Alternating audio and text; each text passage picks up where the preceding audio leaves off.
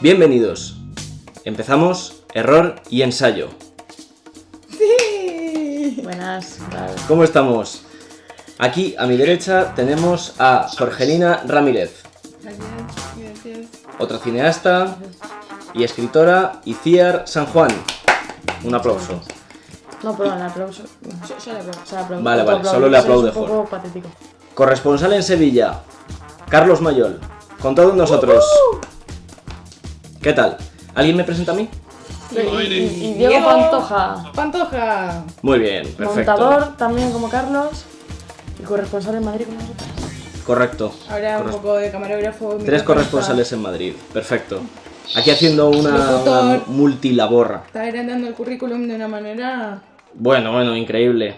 No, pues primer programa de Error y Ensayo. Bien. El tema de este programa van a ser los orígenes. Orígenes. Orígenes, ¿qué definimos como orígenes?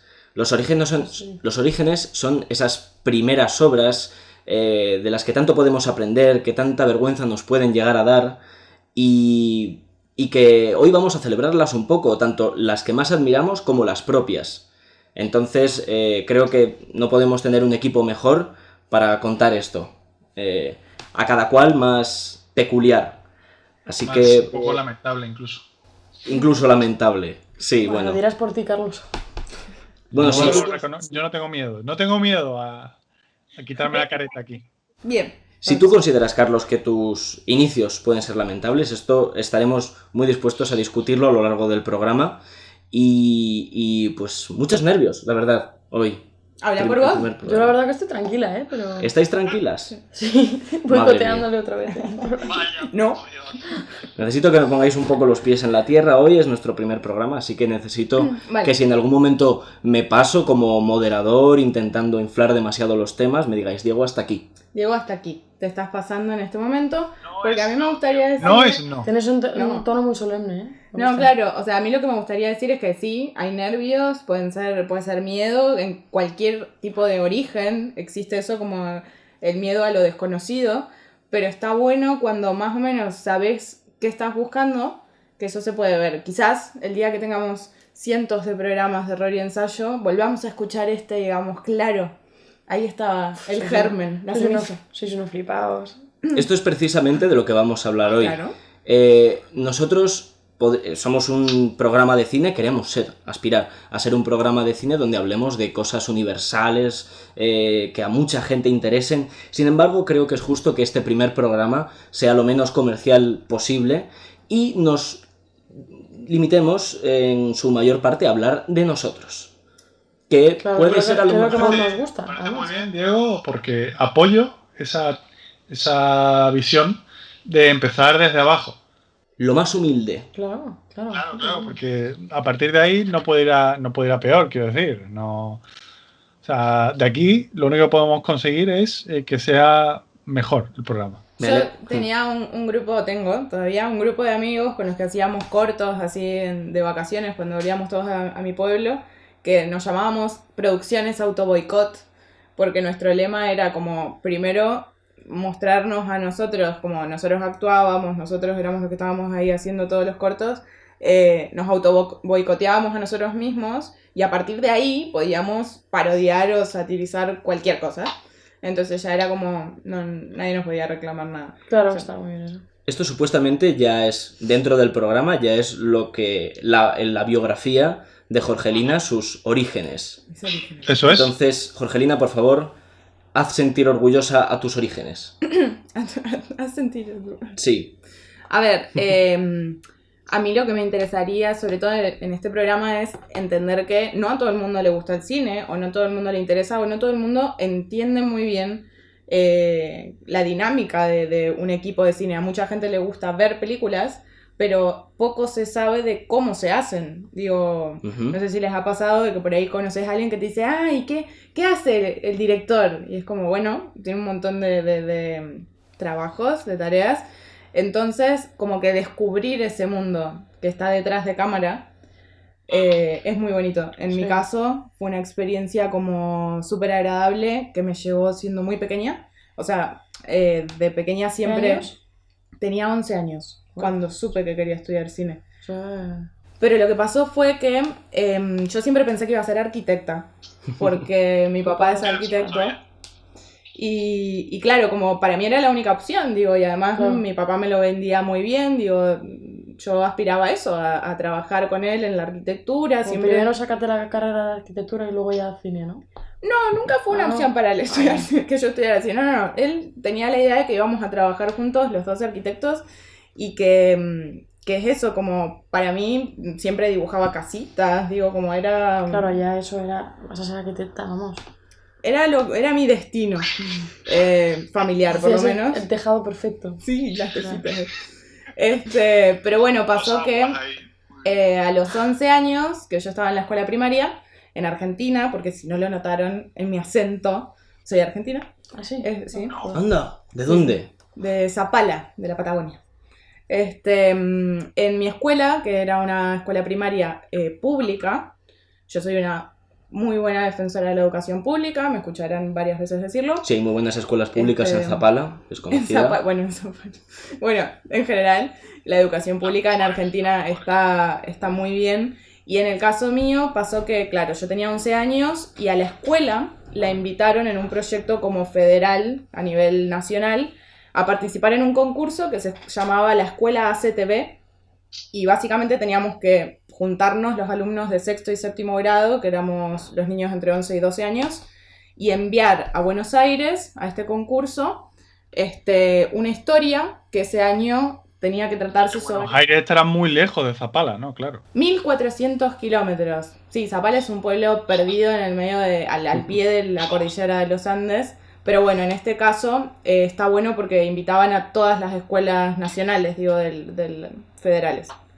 Y la cosa es que si ganábamos, enviábamos esa historia, o sea, para participar, perdón, enviábamos una historia a Buenos Aires que ese año tenía que tratarse sobre pensar en el otro. Entonces, claro, en las asignaturas de lengua o fuera de la escuela ya de clases, nos juntábamos, nos reuníamos con distintos profesores y íbamos buscando como esta idea para enviar que si ganaban, hacían una publicidad en Buenos Aires. Como que nombraban la escuela y qué sé yo. Uh-huh. Pasó que nosotros hicimos una historia, la escribimos con un grupo que éramos al principio como, no sé, 60 chicos, una cosa así. Que era una historia muy bonita sobre la solidaridad y la educación y qué sé yo. Y pasó que, bueno, la enviamos y el tutor que teníamos en ese momento, que es otro chico de Zapala, que ya se había ido, le había estudiado cine en La Plata, que es otra ciudad de cerca de Buenos Aires. Él es de Zapala y volvió y nos estaba un poco enseñando qué es lo que hay que hacer y cómo es el lenguaje para la televisión, para el audiovisual. Él nos propuso que, más allá de si ganábamos o perdíamos, podíamos filmar nuestra historia, claro, con lo que él tenía, que digo, él tenía un equipo de sonido, una cámara, qué sé yo, y de esos... Que ya es. Claro, digo, esto fue en el año 2003. Increíble. Lo bueno fue que, claro, como éramos muchos chicos al principio, porque estábamos todos los de sexto y séptimo grado... El auge del digital. Sí. ¿Verdad? Al principio, bueno, ya el digital, sí. Sí. En ese momento, cuando empezamos a grabar, quedamos solamente 12, me parece, éramos un grupo muy pequeño, y ahí cada uno fue como eligiendo, según lo que Silvio, que era el que nos estaba ayudando, nos contaba, fuimos eligiendo qué hacer dentro del equipo técnico. Entonces ahí nos explicó que es un equipo más grande, que hay gente que se encarga de la cámara, del sonido, del guión, de la dirección, de la producción, de arte, del montaje, y cada uno eligió su área. Yo elegí la cámara, fui camarógrafa de esa publicidad cortita que hicimos, quedó un corto, que no ganamos el concurso de Buenos Aires, pero sí que ganamos un montón de cosas para la escuela, un premio. Ganasteis amigos, conocimiento y experiencia. Y conocer la vocación, porque digo, fuimos varios los que desde ahí descubrimos que era lo que queríamos hacer a partir de ese momento. Uh-huh. ¿De ahí salió una promoción de cineastas de ese momento? Bueno, no todos, pero sí, varios estuvimos como... O sea, hoy por hoy hacemos cosas... A eso. Uh-huh. Entonces... Es muy bonito cuando el germen del cine te toca, ¿no? Sí. Cuando te tocó? ¿Se puede decir que te tocó el germen del cine en ese momento? Me tocó el germen, sí, me contagió de cine. Contagió de cine ese momento, ¿no? Pero bueno, es como, o sea, fue descubrir eso, que el mundo que hay detrás de cámara es un mundo enorme y que hay muchas cosas por hacer en equipo y es maravilloso. Digo, cuando... Sí. Yo creo que la vida está llena de pequeños mentores que te llevan a esas a ese maravilloso mundo del cine, que te descubren una vocación y que son un poco, no sé si tenéis muy fresca Cinema Paradiso, es esa figura, la de Alfredo, que era el proyeccionista del pueblo y enseñaba a Totó, el protagonista, a ser proyeccionista y más adelante le descubrió esa vocación tan bonita que es la del cine. Y no sé si luego él se acaba convirtiendo en director, me parece que él acababa siendo... Sí, ocurría. Eso es exacto, Diego. Uh-huh. Es correcto. Correcto. Entonces, claro, él acababa labrándose un oficio en Roma, pero nunca volvió al cine, nunca volvió al pueblo, perdón. Eso por otro lado es una faena también, no debería ocurrir en todas las historias de Orígenes, quiero decir, claro. Uno siempre tiene que estar... Pero eso fue porque Alfredo le dijo, como vengas, no te dejo entrar. Te crujo. Te crujo, soy un ciego pero te mato. Yo tenía esa figura de pequeño, yo creo recordar que la figura más potente de mi infancia, la que me descubrió esta vocación, pues muchos pueden... hablar de los padres, hablar de los profesores, hablar de señores mayores ciegos, pero concretamente fueron mis tíos. Mi tío concretamente. Yo tengo una familia muy musical, mis tíos son flautista y pianista, y también tengo otro que es guitarrista, y eso ha sido como mucha influencia. Sin embargo, son grandes amantes de la banda sonora en los cines.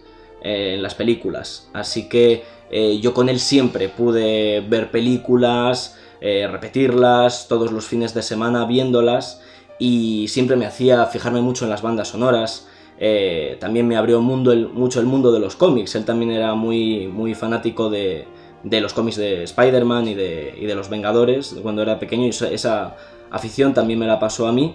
Pero sí que recuerdo algo en la infancia, que es que cada vez que veíamos una película, yo era muy pequeño, y no era el típico adulto condescendiente que te dice, claro que sí, esta película de las tortugas ninja está muy bien, Diego, claro que sí.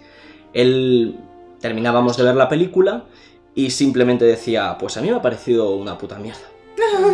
Me ha parecido un truño, me ha parecido... Y te rompió un poco el corazoncito. Me rompía el corazoncito, pero también me enseñó a ser crítico, me enseñó a pensar que estas películas... hay que verlas, pero efectivamente también hay que trabajarlas, hay que desarrollar un criterio, hay que pensarse bien las cosas, hay que pensarlas muy bien. Entonces esa fue la vocación que me hizo estudiar cine y acabar siendo montador, como es a día de hoy. Entonces para mí eso fue el inicio. Luego ya Fue lo que te marcó. Claro, luego ya el recorrido, el arco ya en la escuela de cine ya es otra cosa. Ay, perdón, yo es que quería decir algo y Diego me cortó porque estamos acá como improvisando un poco también lo que va a ser la duración del programa, pero yo le quería mandar saludos, hola, no sé si nos van a estar viendo o escuchando, pero le voy a mandar este link a Silvia Reyes y a Clementina Crisoliti, que fueron como mis grandes mentores también en el pueblo, y bueno, mi mamá que sí me apoyó, ella no quería que fuera arquitecta, ella quería que fuera feliz. Al final ser arquitecto también es ser un poco director. Sí, eso es lo que me dice mi papá, es cierto. Pero de otras cosas. Eso lo dice mi papá para que siga su camino. Y Ciar, tú que te convertiste en guionista, ¿cómo fue tu recorrido? Bueno, yo quería hablar de... el arco de transformación de mi persona en el cine fue...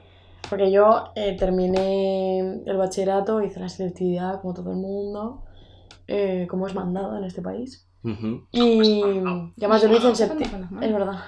Yo lo hice en septiembre y había muy poco tiempo ya pues para elegir lo que yo quería hacer.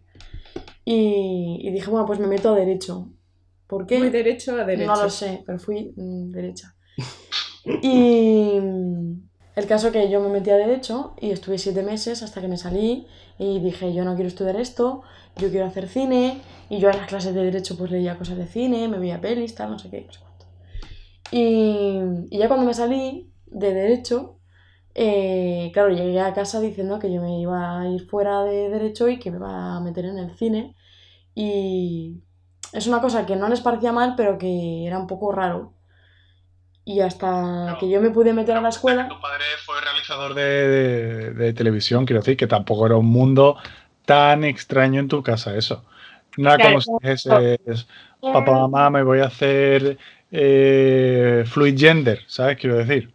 Era algo más o menos que Sí, era una se... cosa que se veía en casa y creo que a veces es un arma de doble filo, porque claro, mi madre ya venía de ver a mi padre que se quería dedicar a todo eso, que se había dedicado a eso, tanto en televisión como en cine menos, pero ya venía con, es que a veces no tenía trabajo, es que no sé qué, es que no sé cuánto. Y mi padre como, yo trabajo en tele, pero no es tan fácil como en el cine, no sé cuánto. Bueno, el caso que al final yo me metí a trabajar en un bar y dije, voy a sacar un dinerete, voy a ser una persona adulta, voy a madurar y fue lo mejor que hice. Y luego ya, cuando pude meterme a la escuela, pues me metí y, y dentro de la escuela fue mi arco de transformación de yo entré siendo una persona, evidentemente entras siendo una persona y sales siendo otra. Y más en esos 3 años con 20 años o 19, entré con 19.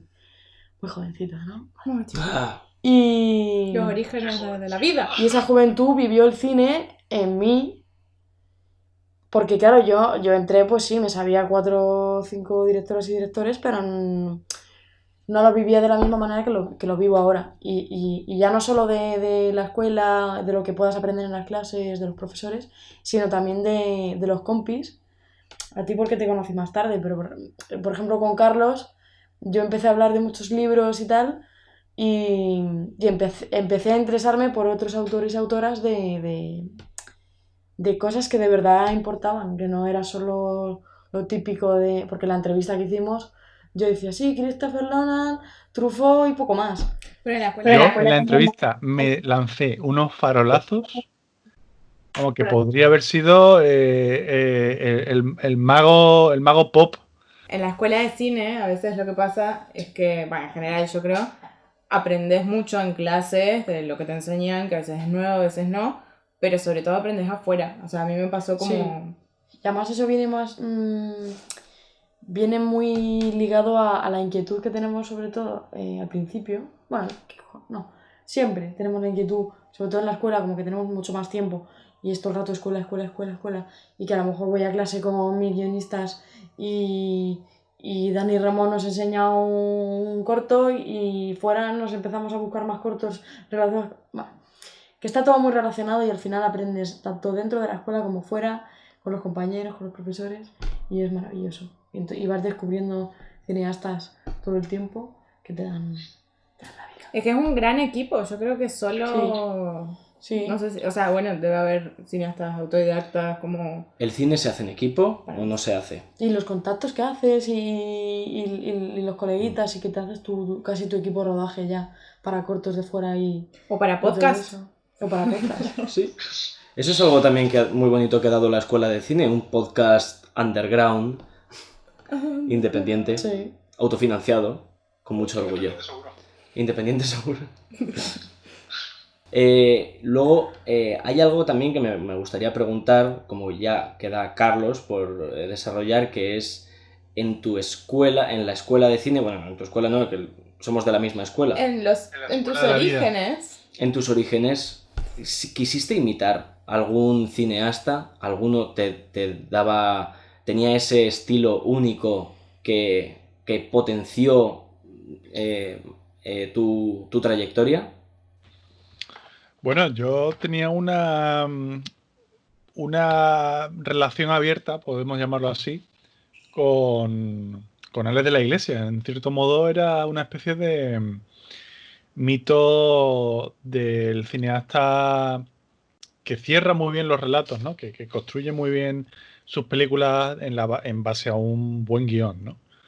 Evidentemente creo que en gran medida la violencia que demostraban las películas, ese toque de España cañí, que al mismo tiempo se mezclaba con una ciencia ficción oscura, muy cyberpunk, al mismo tiempo muy cercano a la experiencia directa que podías tener a lo mejor en los 90. Ujú. Yo nací en el 88, con lo cual soy más viejo que un árbol, pero aparte tengo, pues eso, tengo recuerdos de haber visto películas muy oscuras. De hecho, creo que en aquella época la televisión retransmitía películas que ahora mismo nos horrorizarían que la viera cualquier niño. Y bueno, como cualquier persona que tiene padres que trabajan, pues no están todo el tiempo supervisándote y vas bebiendo un poco de las fuentes de la televisión, que fue mi gran escaparate del mundo, más allá de mi casa. Y entre esas cosas, cuando empecé un poco a distinguir el tema de la autoría, porque esa es la clave, ¿no? Cuando dejas de ver una especie de continuo, ¿no? Dejas de ver las pelis y de repente dices, coño, esta peli o esta serie de pelis tienen algo que me atrae, que me llama, ¿no? Y me pasó eso con Alex de la Iglesia. Me pasó muy pronto, además, creo recordar bueno, muy pronto, cuando se estrenó, que fue en el 95, creo recordar, yo no la vi. La vi en ¿Acción la mutante? reposición. ¿Eh? ¿Acción mutante? No, la de... ¿cómo se llama, tío? El Día de la Bestia. Ah, claro. Oh. El Día de la Bestia yo recuerdo haberlo visto anunciado en las paradas de autobús. Creo un cartel precioso, un cartel que era prácticamente tintas planas, era como una especie de sombra demoníaca que proyectaba el título. Qué, bon- Qué bonito cuando los pósters eran tan minimalistas. Ese en concreto recogía una especie como de legado muy... ¿cómo se llama este? El que le hacía los pósters a Hitchcock. Bueno, los Saul pósters no, las Bass. animaciones. Saul Bass. Saul Bass. Mm. Y yo recuerdo que me quedó marcado esa imagen. Y posteriormente, cuando vi la película, es una película que funciona como un tiro, quiero decir. Va muy rápida, no se para. Evidentemente yo no tenía ningún aparato crítico para ver si tenía agujeros de guión. Simplemente me parecía que iba como una seda, ¿no? ¿Fue lo que te enganchó de la filmografía de Les de la Iglesia, su estilo, la Creo que la violencia? primera que recuerdo de haber dicho, esto es de Alex de la Iglesia y Alex de la Iglesia es diferente a todo lo demás, fue esa, sin duda. Nada más porque tenía el tema de la Navidad, tenía a la actriz esta muy exuberante. Uy, no recuerdo cómo se llamaba. Tú tampoco, pero No, pero con era exuberante yo muy creo Claro, que te es lo exuberante. imaginas. Creo, Terele Pávez, creo que quieres decir. No, no, no. La que hacía Oh. de la mujer del italiano. Hostia, qué bajo, nadie está entendiendo mis chistes, perdón. Perdón, esta va a ser la dinámica. Voy a hacer chistes malísimos y van a caer en malentendido. Preparaos. No, pero es cierto esto que decís con el tema de la autoría, porque me parece que cuando sos pequeño y encontrás algún cineasta que te gusta, sí que es como que empezás a consumir de eso mismo, casi sin saberlo por ahí. A mí la que me supervisaba el cine sobre todo era mi hermana, que en ese momento cuando yo era pequeña era adolescente, y claro, para ella los cuentos de la cripta y Beetlejuice y todo esto me molaba un montón. Y yo por ahí era un poco chica para verlo, pero bueno, así salí. Y claro, cuando era muy chiquita, para mí Barton es que consumía cada vez que salía algo y lo que ya había salido y no lo conocía. Y se nota mucho eso cuando te gusta un estilo y empezás a ver como todo lo que hace ese director que tiene su estilo muy marcado. Ujú. Eso también pasaba en la escuela. De alguna manera te Ibas sensibiliza viendo y... a ciertos productos y a reconocer cierta mirada, ¿no? Mm. Y me pasó eso con el de la iglesia. Que no solo es que fuera oscuro, que en aquella época desde luego era oscurísimo, Mm. sino que además era para mí, y creo que considero que todavía lo es, un muy buen cineasta en el sentido clásico de que sabe montar el tinglado, sabe hacer que cada pieza encaje, que todo tenga un desarrollo natural, que nunca te salte nada, que no se vuelva lento, que no se vuelva incoherente. Y con esa peli me impactó mucho, la verdad. Luego ya vi La Comunidad, que evidentemente es un peliculón. Vi Acción Mutante, que teniendo un punto de partida mucho más loco, mucho más extravagante, le sacaba punta a temas sobre la inclusión social, sobre los dos mundos, Bueno, sí, hay una lucha de clases también que arriba quién está abajo. ya me río yo de Parásitos, quiero decir. Me parece mucho más interesante el cómo se retrata la lucha de clases en Acción Mutante. Por supuesto. Venga. ¿Cómo resumirías entonces, Carlos, en pocas palabras, todo lo que es la esencia de Alex de la Iglesia como cineasta? Como narrador de historias o como defensor de algún tipo de cine o de estilo. Bueno, desde luego te diría que es un tipo muy, o al menos ha tenido más, o sea, quiero decir, Alex de la Iglesia podemos definirlo en más de una época, porque no es lo mismo el Alex de la Iglesia de Mi Gran Noche, para nada, que el Alex de la Iglesia de Acción Mutante. Pero ¿qué fue lo que a vos te marcó? Digo, eso que te llamó al principio, ¿cuál es qué época de él? Pues te diría que el principio de sus películas, no iniciales, porque ya llevaba una carrera, pero sus películas de los 90 me influyeron, sobre todo en mi manera de pensar el ritmo en el cine, ¿no? Mi manera de consumir. Tan importante. Mi manera de pensar, porque claro, tú ya con esa matriz de el cine es una cosa rápida, en la cual las cosas que suceden por una razón y está bien machacado y al mismo tiempo lo ves y piensas, no podría haber pasado otra cosa, o sea, tiene ese punto de perfección. Luego ves otras películas y evidentemente en la comparación no te diré que pierdan, porque todas las pelis tienen algo, Claro. pero sí que no puedes evitar disminuirlas un poco, afear ciertas películas que de otra manera, sin haber tenido ese punto de anclaje, pues me habrían parecido mucho mejores. Yo creo recordar que con 13 años vi 2001 en el espacio y evidentemente a mí 2001 en el espacio me parecía que se recreaba mucho en cosas que podían haber sucedido en un minuto. ¿Sabes lo que te quiero decir? Y en parte es esa educación visual que de alguna manera me autoimpuse con Alex de la Iglesia.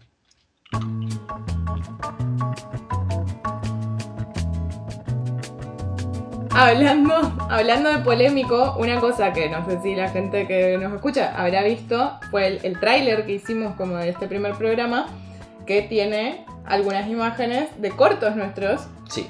Que por algún otro motivo son polémicos y en general por ahí pasa por esto que vos decís, como los comienzos a veces avergüenzan, porque... A veces hay que pasar por estos momentos, ¿no? Por esta... Bueno, no son platos de gusto, ¿no? Es un poco como la esponja mojada en vinagre que le pones a Jesucristo, ¿no? Como, ¡ay, cabrones! Es un poco eso. ¿Esta es nuestra esponja mojada en vinagre, quizá? Creo que sí. ¿Cómo fue entonces tu primer corto, Jorge? A ver, no, mi primer corto no es ese que se ve en el video, ¿No?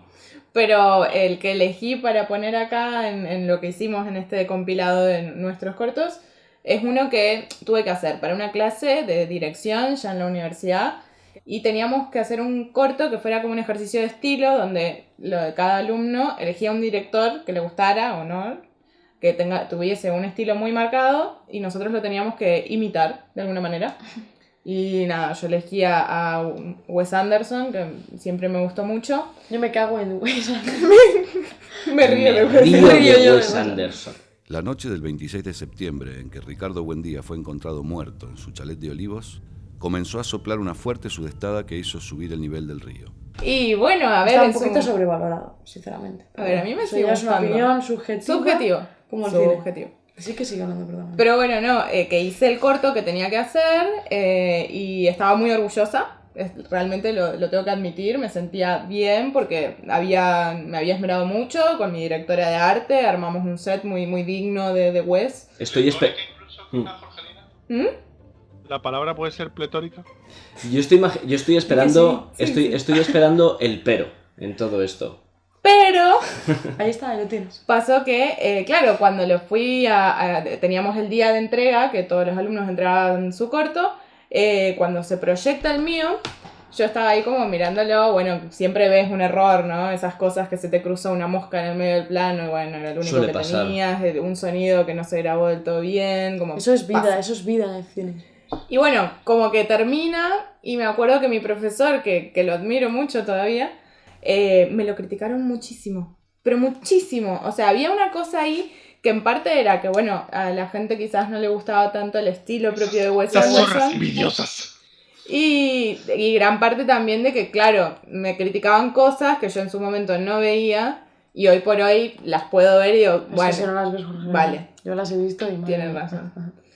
Pero bueno, a ver, que no me avergüenzo tampoco tanto, me gusta como ver qué fue lo que hace 5 o 6 años no funcionó y hoy sí lo ves e intentás como no caer en el mismo error o ir como progresando en tu propia carrera, digo, como cada uno sabe lo que le gusta, lo que quiere aspirar, o sea, es como Nolan, que digo, lo amo con todo mi ser, vos ves los primeros cortos de Nolan, ¿cómo se llama? De Doodlebug. creo. Doodlebug. Y que en ese corto que hizo este tipo en su escuela de cine, ya ves Memento. Y ya ves... Following, en realidad. Bueno, es que digo, está todo ahí. La misma estructura de Inception podría estar en ese primer corto. Entonces está bueno como saber qué es un error, qué no hay que repetir o qué no te gustaría hacer más, qué cambias y qué es tu propia esencia. Pero Que eso digo, te va a pasar en los primeros cortos y en tu primera peli. Y en las Y en últimas. la anterior, claro. Porque al final se irá aprendiendo y... No, desde luego, es un O sea, es una cosa constante. que no se para. Y yo creo que Mm. a mí por eso me gusta tanto el cine, porque es que como nunca paro de aprender, nunca paro de ver cosas que digo, "Hostia, esto podía haberlo hecho de esta manera". y es que es Y un es arte muy constantemente nuevo. retroalimentarse y no dejar de aprender. Ujú. Muy Yo. bonito. En ningún trabajo, Ujú. prácticamente en ninguno es así. O sea, como, sí, un médico o una médica puede estar estudiando medicina toda la vida, que es lo típico de un médico nunca termina de estudiar medicina. Pero no está en su trabajo reinventándose y diciendo este órgano lo podría haber operado de esta manera. que seguro que lo habrá, ¿no? Podría puesto el hígado donde tiene el bazo y habría ido mejor, ¿no? O sea, que sí que hay que evoluciona la medicina, pero no todos los días te paras y dices, esto podría haber hecho así. No se lo digas al doctor Cavadas, ¿eh? El doctor Cavadas hace Ese- medicina a ese nivel. Iciar, creo que tú mismo te has dado la palabra. Me gustaría saber cómo Sí, fue tu es primer una corto. táctica que tengo yo. Pues mi primer corto, que Es el del video, el tuyo. ¿sí? que es el del video, Bueno, Ajá. el vídeo. Perdón. Es un corto que hice con muchísimo cariño y que empezó siendo una cosa y acabó siendo otra. Te digo si me quieres y lo único que me respondes es un simple sí. ¿Me quieres tú a mí? Pues no lo sé. Joder. Nunca sabes nada. Es solo que no tengo claro muchas cosas. Yo quería algo costumbrista, como lo me gusta a mí. ¿Vos? ¿Cómo? ¿Sí? Tú querías algo costumbrista, pero los diálogos son trascendentales. Claro, y los diálogos estaban hablando de Aristóteles, que es como, pero ¿en qué momento puse yo esto de Aristóteles? Hay un momento que me gusta mucho que es como Aristóteles dijo que ¿cuál era la frase? No la recordaba muy No bien. recuerdo muy bien, pero el alma es el principio de la vida. El arma es el principio de la vida y dice, bueno, pero ¿qué vas a ver él? Claro, De mí. pero ¿qué va a ser Aristóteles? Me río de Y Aristóteles. claro, es que todo el mundo se ríe de Aristóteles, pero Aristóteles...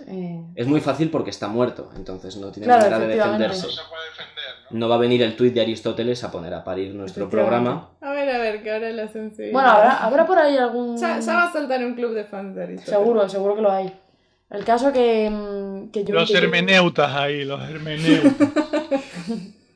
Yo hice ese corto con muchísimo cariño, era como el primero serio, así como con dinero, que fueron, no sé si 100 y pico euros que me gasté Uf, yo. increíble. Tengo yo mi sobre en casa, metidico, y por el primer corto. No nos pongamos ahora dignos, ¿eh? Y Tienes el aviso de embargo del banco enmarcado en casa diciendo... con el apoyo de la Escuela de Cinematografía de Madrid, ECAM. Oh, Qué orgullo. ¿rodado en la ECAM? No, rodó en No. mi casa con mis padres llegando tarde para que no molestar. Qué fuerte. Y haciendo el catering. Tengo una pregunta sobre la puesta en escena del Sí. corto. Que lo pueden aclarar, digo, porque igual si la gente no Bueno, lo no vio. sé si verán los... Bueno, sí, los cortos los subiremos de Claro. alguna manera. Sí, hay que dejar un link con los 4 cortos, a ver quién se anima. Me gustaría saber qué hacen en el descansillo, en la entrada de la casa. A ver, la puesta en escena es muy pobre y además yo siempre que lo veo digo, es que las acciones de los personajes son horribles. A ver, es que el corto es lo que es y si lo ves tiene un efecto sorpresa Claro que es que puedes entender un poco por qué la puesta en escena es así, por qué no se mueven mucho. Y las acciones de los personajes son pobres. Entonces, En definitiva, ¿qué aprendiste y qué aprendiste al volver a hacer? aprendí una cosa que luego después leí en un libro de Rosales, que, ¿De Jaime Rosales? sí, Ah, sí, no sabía que tenía un libro. sí, un ensayo. Y que escribió durante Petra, cuando hacía Petra. Bueno, el caso era que las palabras y las acciones van siempre muy de la mano. Y no puede haber palabras sin acciones y acciones sin palabras. Eso es así. O sea, Un los poco personajes se sí. mueven y hacen cosas. Y De no pueden acuerdo. estar parados. Y hablan por algo, no porque sí. Y entonces en ese corto es todo lo contrario. O sea, como hablan porque sí, dicen cosas porque sí, no hacen nada, tienen acciones que no corresponden con lo que están hablando. Es como, Bueno, lo ves y no tiene mucho sentido. Pero bueno, Una última pregunta, dime. que es, al final del corto hay una llamada. Sí. Entonces, llaman al teléfono y tienen que cogerlo. Para eso se levantan. Me gustaría saber quién les estaba llamando en ese momento. Era Jaime Rosales para que moviese la acción. Bueno, Carlos, quiero que nos hables tú también de tu primer corto. Bueno, en tu caso no es un corto, es una serie, un proyecto. Quiero que lo definas tú correctamente, Carlos. Habla, Carlos, habla. Un poco de una improvisación que tuvimos unos amigos estando de Interrail por Europa. Vimos un cartel de un restaurante que se llamaba Damimo.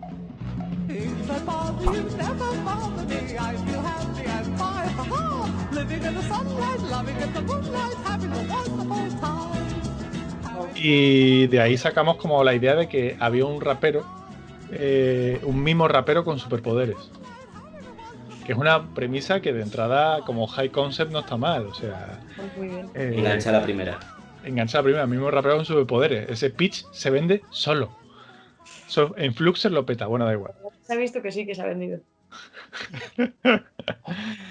El caso es que empezamos a idear como una especie de universo coherente en el cual, pues eso, pudiera existir un mismo rapero y tuviese la misión de salvaguardar la seguridad de un barrio de Sevilla.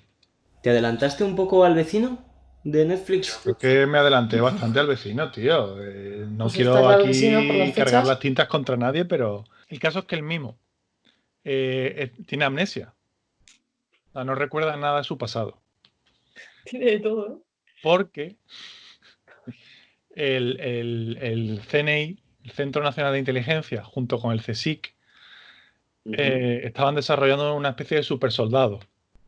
Coincidió que era la época en la que se puso de moda lo del bosón de Higgs.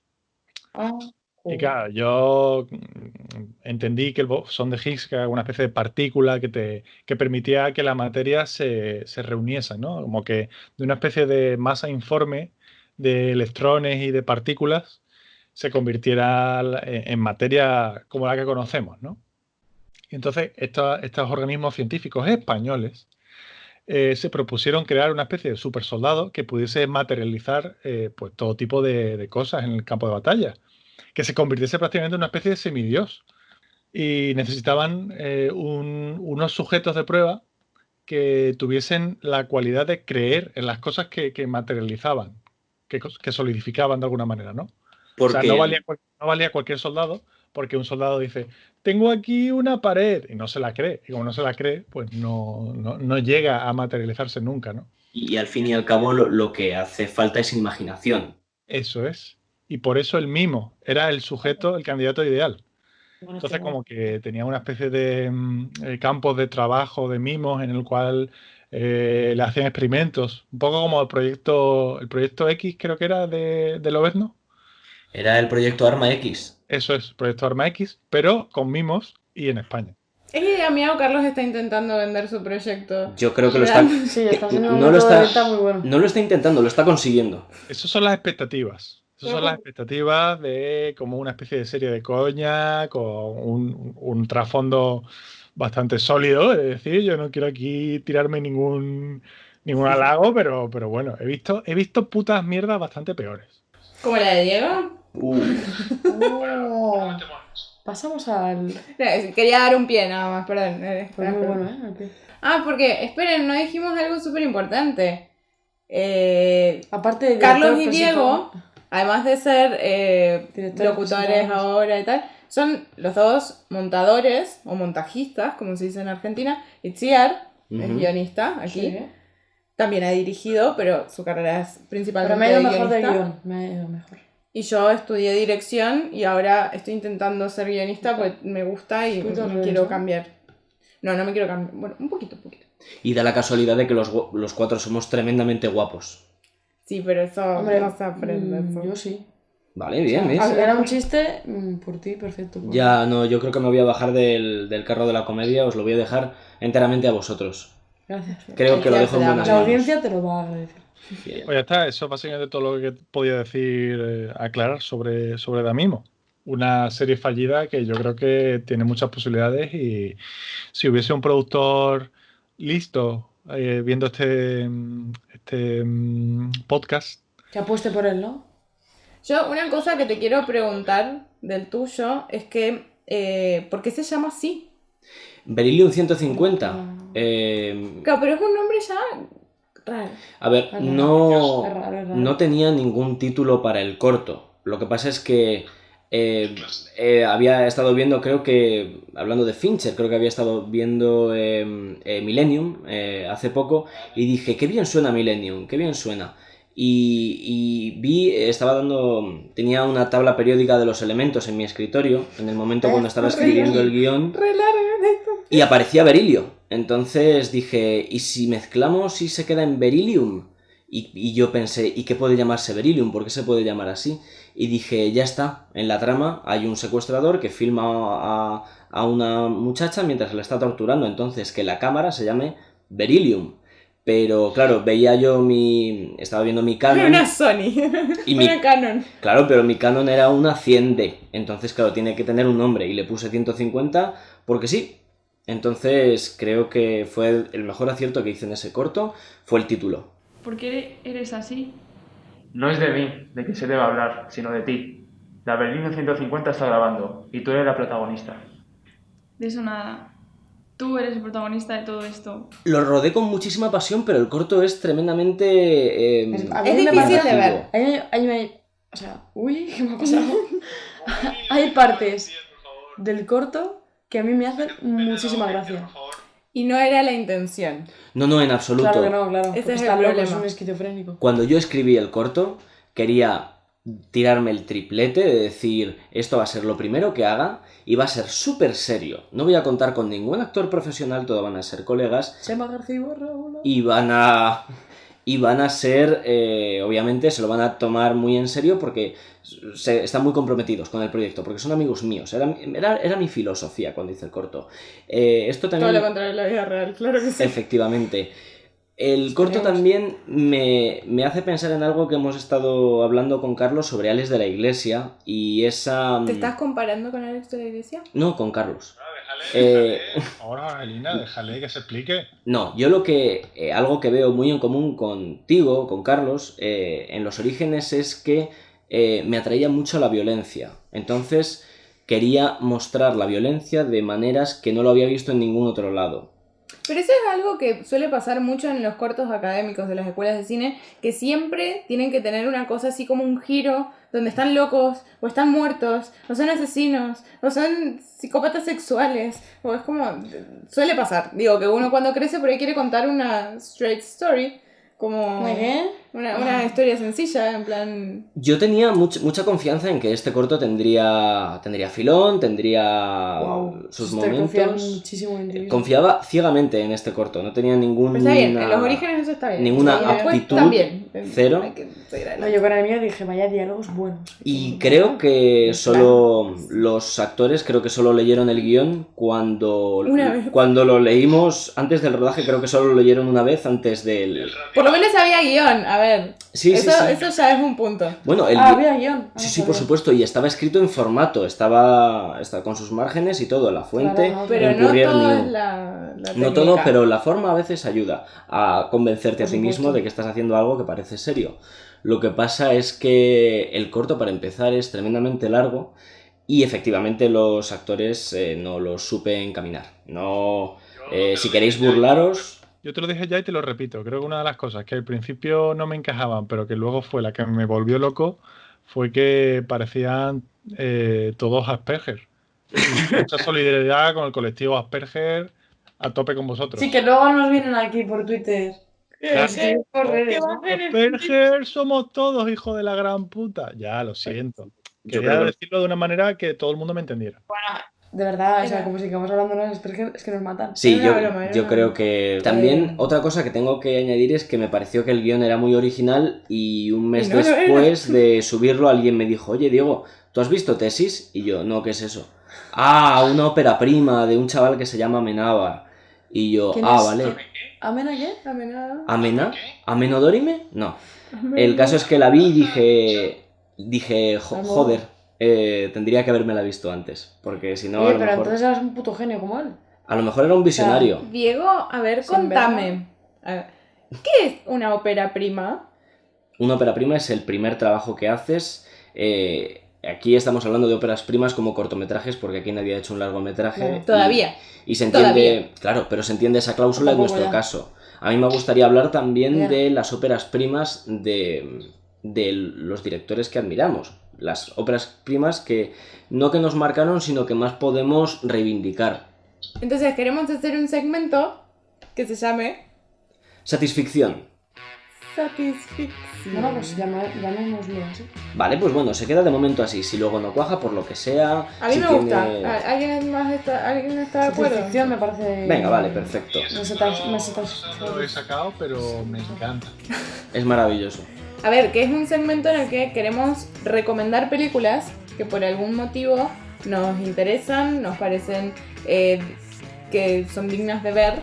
Igual no deberíamos bautizar el segmento en el primer episodio, sino simplemente ya recomendar las películas. Claro, pero digo, cuando esta gente, amable gente que nos escucha del otro lado, en el próximo episodio diga, ¿qué es esto?, va a ser el segmento de las recomendaciones. Ah, por supuesto, claro que sí.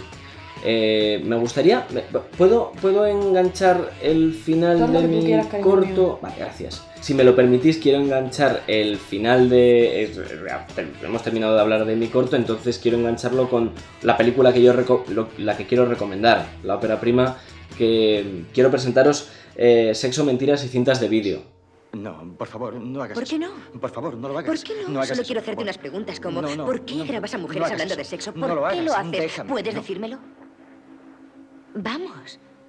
Dime, se supone que tengo que hablar de ciertos aspectos de mi vida que me han llevado a este momento con la esperanza de resultar coherente, que tenga un sentido para ti. Para mí no tiene sentido. Es de Steven Soderbergh, fue la primera que hizo y es una película interesante. Igual puede parecer un poco larga, puede parecer a lo mejor demasiado ambiciosa, pero sí es verdad que en conexión con mi primer corto, esta película la vi años después, pero me pareció muy curioso que él también encontrase como tema para la primera cosa que hace, grabar a mujeres hablando de temas tabú. Entonces dije, mira, algo que tengo en común con mi ídolo. A partir de ahí, Steven Soderbergh se convirtió en mi ídolo. Yo lo llevo con mucho orgullo. Hay gente que su ídolo es Hitler y aquí tampoco se dice nada. Claro. ¿Esto también va a entrar? A mí, lo que más me gusta de esta película es como ya se nota un germen en la filmografía de este tío, que es que le gusta mucho documentarse.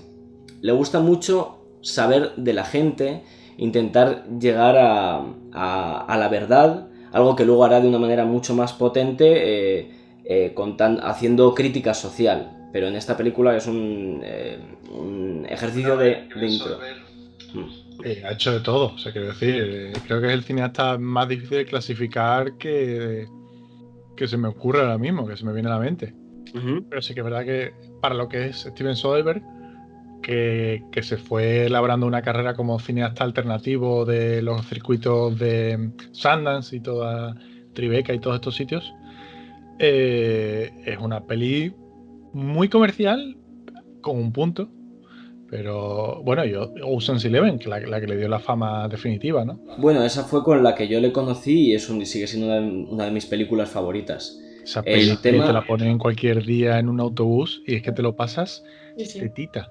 Algo que me llamó mucho la atención, volviendo a ver Sexo, Mentiras y Cintas de Vídeo, es que los actores protagonistas no han vuelto a trabajar con Soderbergh nunca. Por algo será... Andy McDowell y James Spader, grandes estrellas en su momento, no volvieron a trabajar con él en las siguientes películas y nunca. Bueno, rectifico, no, porque Soderbergh es un director de estos que también tienen, en cada temporada trabaja con un mismo repertorio de actores, pero miento, porque Andy McDowell sí que aparece en la secuela de Magic Mike XXL. Sí. Pero esa era de Soderbergh, las dos eran de Soderbergh. Él hizo la foto y el montaje, y la produjo. ¡Durísimo! El tío es un cabrón, ¿eh? El tío, joder, o sea, se lo guisa, se lo come, lo caga luego y lo lleva al vertedero. Hay que reconocer eso, para hacer una primera película de Alien que está empezando, está muy bien hecha. O sea, puede ser algo larga, puede tener como mucho diálogo, pero está muy bien hecha. O sea, no, pero cierra. O sea, es una peli que cierra, que cumple las premisas, no es vaga en ningún sentido.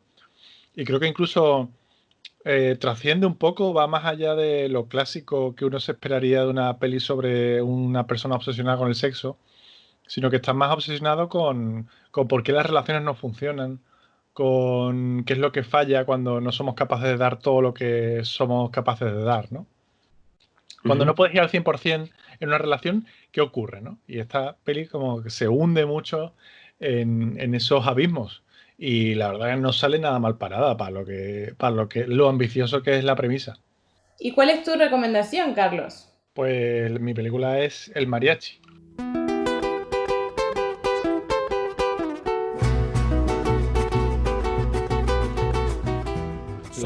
El estreno de Robert Rodríguez, que un poco en consonancia con Steven Soderbergh, también empezó su carrera con una película que triunfó en Sundance y se volvió pues el fenómeno de aquel año. El Mariachi tiene varias cosas que son como las claves de un cineasta que luego sería un tío muy imaginativo, muy difícil de clasificar, igual que en ese sentido también como Soderbergh, pero quizá cuya carrera ha sido como más renqueante. Pero lo que de verdad me interesa, más allá de eso, es el valor que tuvo de dirigir una película con los medios con los que disponía. Y es que el Mariachi se rodó prácticamente con un montaje de cámara, que para quien no lo sepa, es Robert Rodríguez con la cámara, dándole a grabar, grabando lo que le interesa, cortándolo y yendo a la siguiente. Sí, porque él ya tenía el montaje en la cabeza, entonces... Claro, esa es un poco la clave. Hay un documental en el que él relata, dura 10 minutos, pero son 10 minutos que son la polla. Se llama Mini Escuela de Cine o Escuela de Cine en 10 minutos. Y lo que básicamente hace es descuartizar un poco la metodología que usó para rodar el Mariachi. O sea, es increíble a nivel de montador y director la lucidez que hay que tener para segmentar en tu cabeza todo lo que vas a rodar, rodarlo tú mismo como director de foto y saber dónde empiezas, dónde terminas y qué es lo que quieres. Porque esa peli a lo mejor no es la más interesante de una filmografía, pero desde luego es una peli en la que uno se lo juega todo al todo. O sea, un segundo antes, un segundo después de cortar es una enorme diferencia. Pues este hombre lo hizo todo el tiempo que rodó esa película. O sea, estaba básicamente pensado por él, o si no estaba pensado de antemano, desde luego hay un olfato de director y de montador que es, diría, casi imposible de desarrollar a esa edad, y es algo que los montadores de verdad adquieren con el tiempo. Me parece que tiene mucho mérito, más que nada por eso, por tener $7.000, querer hacer tu primera película y solo tener una oportunidad en casi todos los momentos, ¿no? Y de hecho, otra de las cosas que me pareció fascinante es que él le vendió la película a Columbia, pero le vendió el rollo de película literal, el único que tenía. O sea, no tenía copias. era, esta es mi película, tómala. Ese rollo de celuloide se lo entregó a Columbia. Claro, claro, o sea, era la copia de trabajo, era la copia de exhibición y era todas las copias. O sea, era realmente jugársela. Porque si ese rollo de película, si alguna vez has hecho algo mínimamente relacionado al cine, sabes que hacer backups es básico. Pues ese tipo no hizo nada. O sea, esa película es tal y como él, o sea, la sacó de la cámara, la reveló, la emparejó y la vendió. O sea, es una locura. Literalmente es algo que nadie en su sano juicio haría, pero que Robert Rodríguez tuvo unos huevazos de hacerlo. A mí algo que no puedo evitar comentar del mariachi también es que es una película no tan conocida como Reservoir Dogs, de la cual fue estrenada el mismo año y que fue entre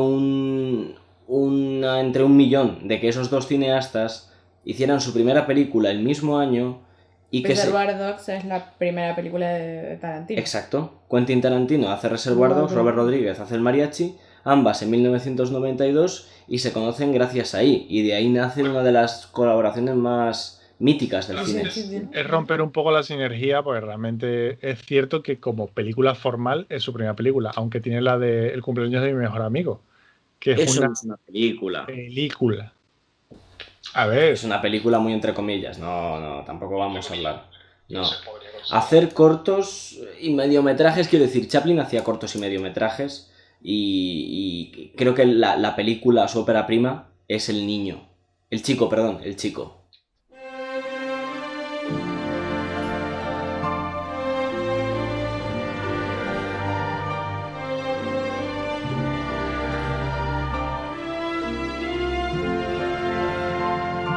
Buen chico. Que es la primera película de Chaplin, después de todo el recorrido que tenía de cortos, que además en esa época era como, era conocido. Tampoco es una película, porque dura muy poco para ser una película. Dura menos de una hora. 50 minutos. Así. 58, sí. Y a mí lo que me fascina de esa película, que es lo que me atrae siempre a mí del cine, que es el contar de dónde vienes, que es como... O sea, el tipo sí te hacía una película, pero te contaba todo lo que había vivido en su vida, su infancia, y siempre con un humor, aparte de... Y tiene la escena de Los Ángeles, tal, que es el final, que es maravilloso. Un viaje. Sí. Esa es una fumadota importante. Es una fumada increíble. Yo la vi y me flipó. Sí. A lo Méliès total. Que decías, ¡buah! ¡Buah! O sea, ¿ves eso? Tenía que era del que 21 o algo así. Era interesantísima. Claro, el año que viene cumple 100 años. Claro. Sí, pues en el año 1921 si hiciese eso, me parecía una auténtica locura. Y luego lo típico que se suele decir de esa peli, que es como el niño que está dirigido de una manera espectacular. Yo no sé ese niño es prodigio. Es un milagro ese niño. Claro, el Jackie Coogan, ¿no? El niño salió de entre Los Ángeles. Claro, exactamente. Si la hicieran hoy sería un Pero robot. es que yo creo que ese niño era Chaplin de pequeño. O sea... Sí, claro, él se yo creo que era con él. como andar... Ah, no, tú dices pues, literalmente que me vino a ver a su mejor el tiempo. presente, ¿sabes? Me gusta como teoría y te la compro al 100%. Claro, es que es él. Y... Oye, los finales abiertos de Chaplin, ¿eh? Que poco se habla de los finales abiertos. No sé si abierto, es como chimpún, terminó. ¿Tú crees que El Chico es un final abierto? Para mí es un final inesperado, desde luego, sobre todo cuando has hecho el seguimiento de la madre. Algo que no me queda muy claro, la ética en El Chico del punto de vista de la madre. Ya. ¿Está bien que esa madre quiera recuperar a su hijo o se merece no encontrarlo nunca? No, tío, Está bien muy que lo quiera busque, que lo recuperarlo, tío. encuentre su hijo, Lo que sí. está mal es el pintor que pasa de ella, que la deja embarazada y luego que tu foto se queme, que te den. Claro. Sí, hay que tener coherencia. No, pero digo, me parece que es una película que hoy por hoy tiene casi 100 años y que si alguien la quisiera hacer hoy, no daría tanta gracia. Como que digo, en esa época era comedia y todo tiene como su cuota de emoción, ¿no? Como de sensibilidad. Pero hoy por hoy hay cosas que habría que rever porque no está bueno, digo, como, bueno, no tenés dinero, abandonas a tu hijo, digo, que nos podemos poner... Bueno, ahí eso pasa tiqui, también a tiqui. día de hoy, o sea que... Claro, pero digo, no es lo mismo que pase en la vida a que seas Chaplin y No, lo por metas en supuesto. tu peli. Claro. Yo creo que lo mejor que le puede ocurrir a un niño abandonado hoy en día es que lo recoja Chaplin. Sí, totalmente. Con todo lo que eso conlleva, pero sí. Hay un momento que me encanta, y esto ya es coña, esto es burla, y es el momento... la broma. Me río yo de Chaplin. No me voy a reír de Chaplin, de hecho voy a... No me parece así. Voy a elogiarle porque hay una secuencia en la que se ve claramente que él está tumbado en la cama con una manta por encima y esa manta tiene un agujero. Sí. Entonces él mete la cabeza en el agujero de la manta, se levanta y está lo pone de perfectamente... Es un en poncho... Argentina se llama poncho. Creo que es un poncho, pero yo ahí estoy viendo el origen de la batamanta. Se llama poncho y existía de antes. No te lo permito, y es más, reivindicando mis orígenes argentinos. No, yo quiero recomendar una película argentina, sí, que es una ópera prima también, que es del año 2000, si no recuerdo, si mal no recuerdo. ¿Te puedo interrumpir un momento? Sí, por supuesto. Y además queda feísimo, pero es que creo que el cine de Chaplin es el aprovechamiento. O sea, creo que es el aprovechamiento. Tanto rodando como en escenarios, como en las acciones que hace, todo, él es aprovechamiento. O sea, como aprovecha que el agujero y no sé qué, y el poncho, luego también con el niño cuando está la silla rota, o sea, como que todo está aprovechado hasta el máximo. Sí, todo le viene bien. Y eso es una maravilla. Jorgelina, por favor, háblanos de Discúlpame. 9 reinas.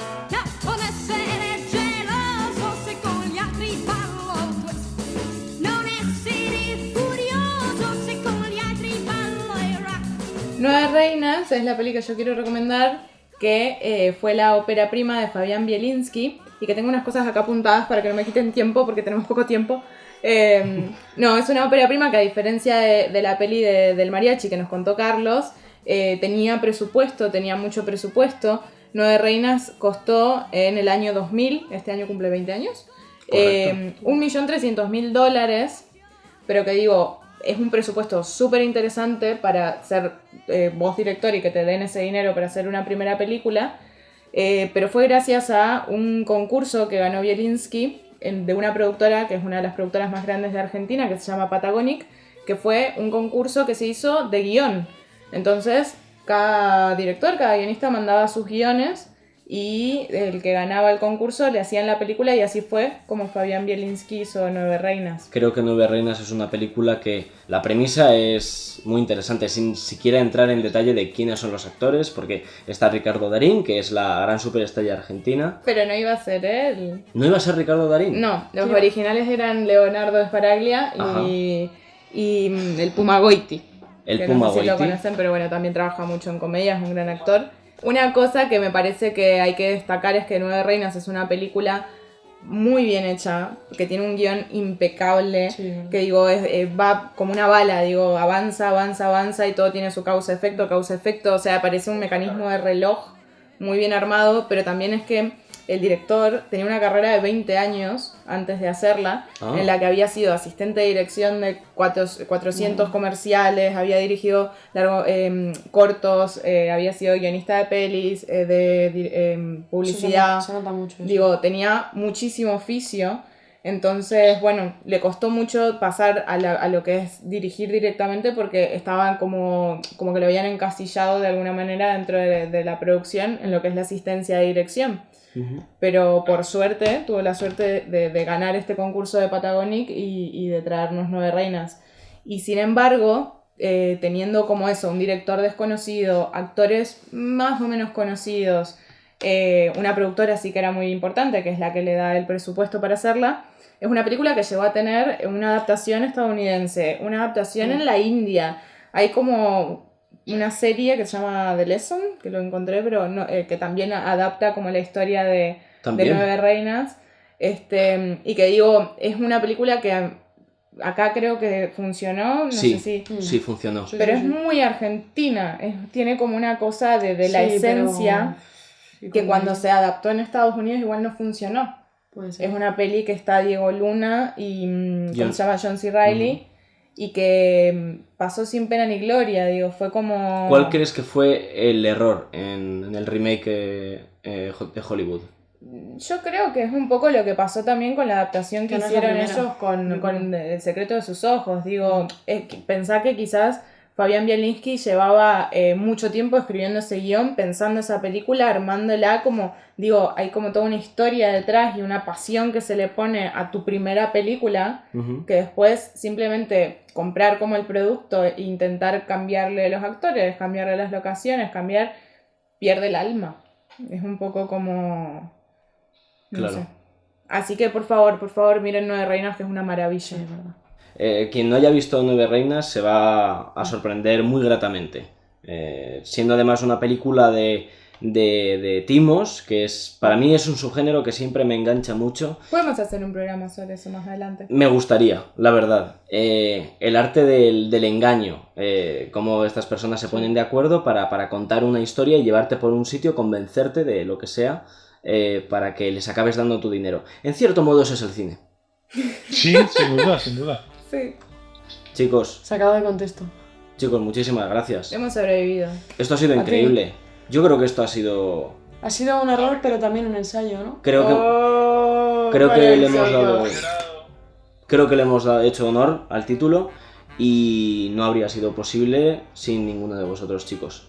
Tenemos a Jorgelina Ramírez, nos ha abierto su corazón con su corto homenajeando a Wes Anderson, sus inicios en Zapala y su recomendación de 9 Reinas. Más cine argentino para el futuro. Sí, nos acompañó también Iciar San Juan. Gracias. Muchas gracias por habernos compartido también el corto Levántate, lo podemos ver también en el... Los links. Levantaos para verlo, por favor. Levantaos para verlo, vale la pena verlo levantado. Vaya spoilers, estamos aquí. No, basta. No, es el título. Vamos a dejar links, entrar a los links. Y creo que los oyentes verán El Chico. Si no la han visto aún, la verán. La van a disfrutar muchísimo. Y si ya la han visto, creo que la volverán a ver. Sí. Carlos, muchísimas gracias. Creo que el pitch de Damimo ha funcionado. Y muchas gracias por presentarnos al mariachi y por hablarnos de esa relación tan abierta con Alex de la Iglesia. De nada. Espero que os haya gustado también hablar de los mentores, esa gente que te acompaña en los orígenes. Y ved por favor Sexo, Mentiras y Cintas de Vídeo. La veré porque yo he de confesar que no la había visto y la veré. Increíble. Muchas gracias. El arte del engaño. Muchas gracias y nos vemos en el siguiente episodio de Error y Ensayo. Venga, Vale, es que lo del aplauso es como...